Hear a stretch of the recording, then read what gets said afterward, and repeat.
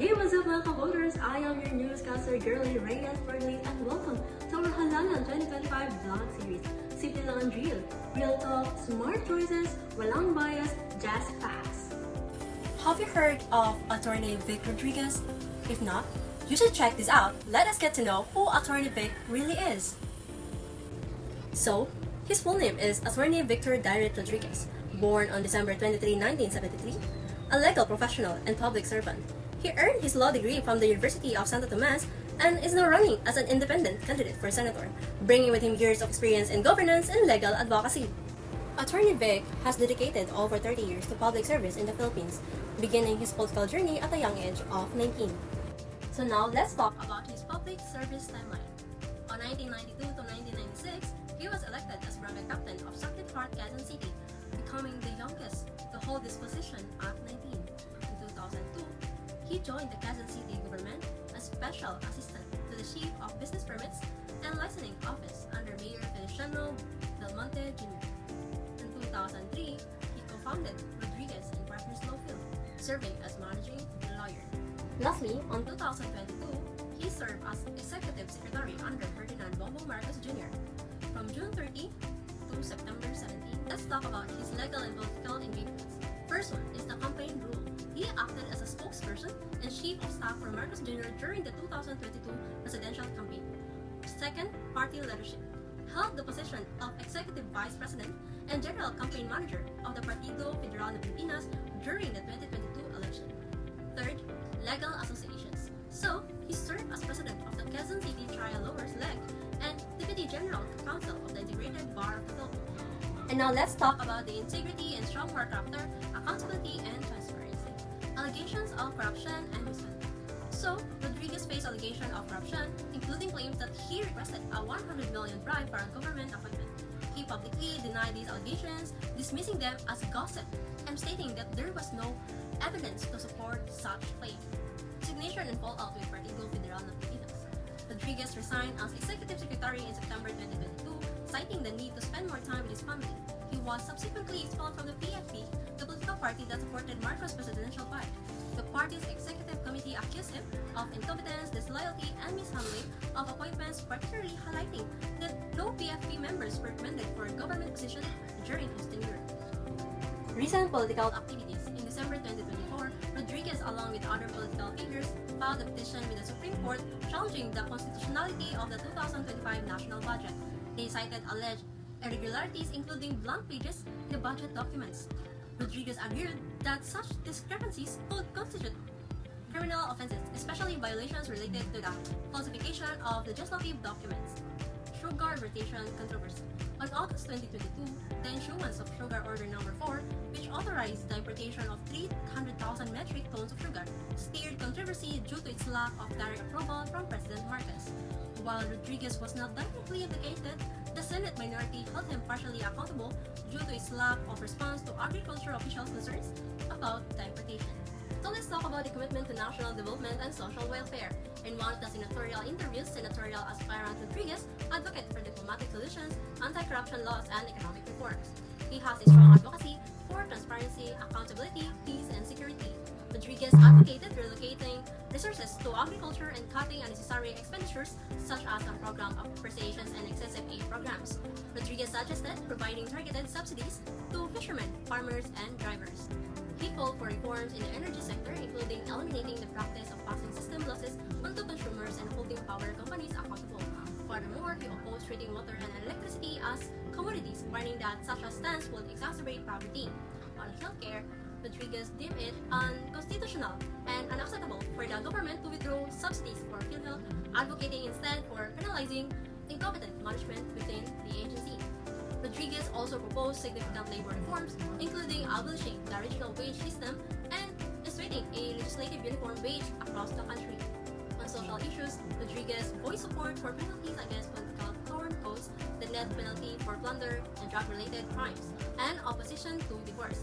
Attorney Victor Rodriguez's platform highlights a bold vision for governance, emphasizing integrity, accountability, and social economic reforms aimed at addressing the nation's pressing issues.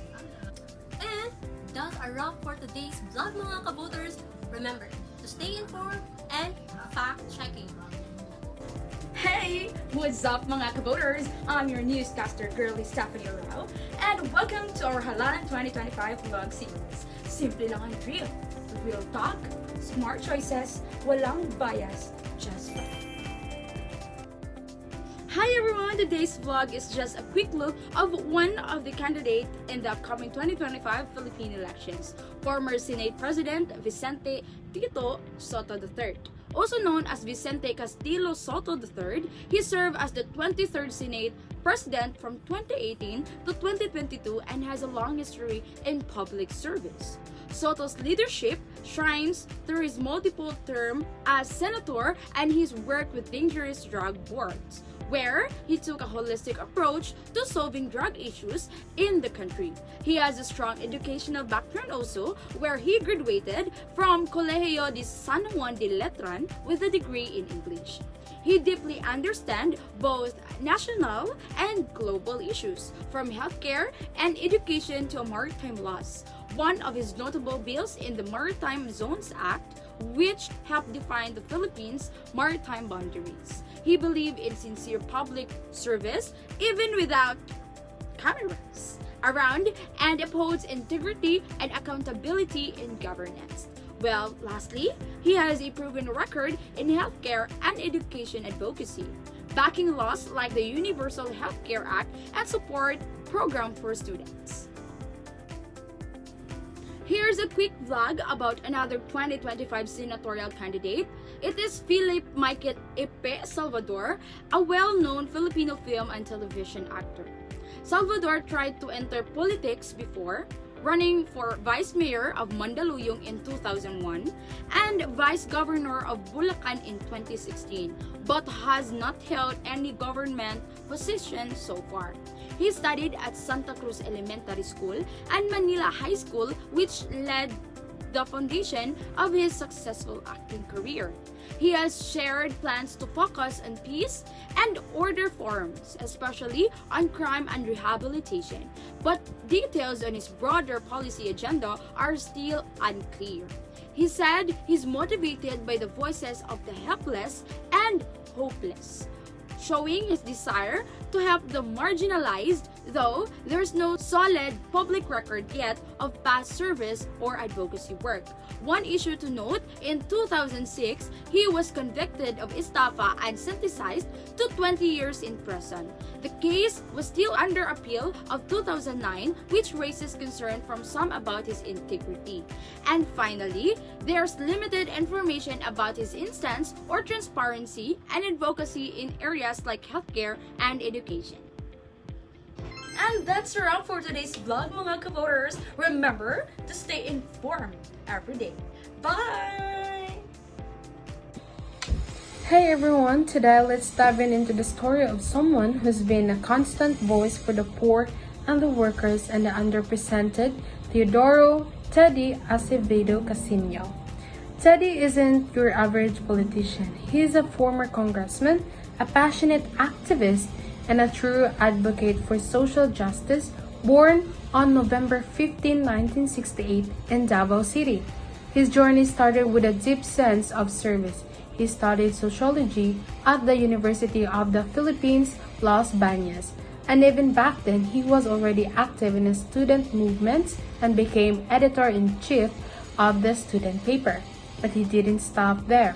Teddy joined movements like Kilosang Mayo Uno and later became the Secretary General of Bagong Alyansang Makabayan, always fighting for the rights of workers, farmers, and everyday Filipinos. In 2004, he took his fight to Congress as a representative of Bayan Muna, where he served until 2013 during his time in office. He helped pass important laws like the Anti-Torture Act, Tax Relief Act, and the Public Attorneys Act, showing that activism can translate into real change.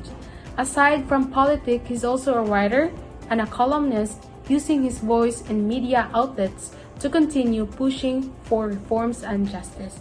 Now, in 2025, he's making a comeback, running for a Senate under Makabayang Koalisyon ng Mamamayan, focusing on consumer rights, economic reform, and clean governance.